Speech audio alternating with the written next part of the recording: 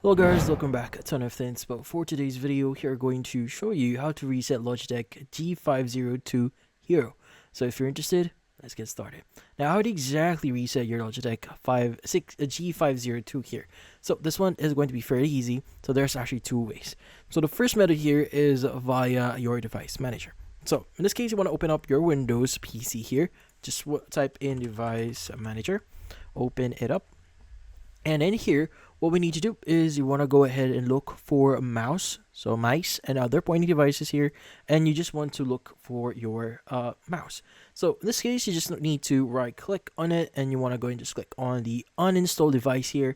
And once you've done that, you just need to reconnect your mouse or your Logitech device here and see if that actually resets it.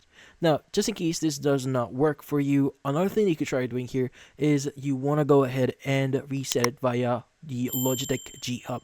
So in this case, what you need to do is you first need to open up Logitech G Hub. So Logitech G Hub here. So in my case, I already have this installed, and in here it will automatically detect all your devices. So in this case, go ahead and open it up in here. So for example, this is your Logitech device.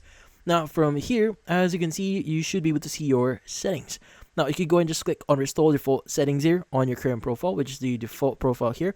Now in this case, you want to go ahead and just switch over to different profiles here. Like for example, if you're using a different profile for your game in League of Legends, you go and select that and just click on restore default settings again. And from then on, you should be able to start resetting your settings here. But yeah, so in this case, that's about it.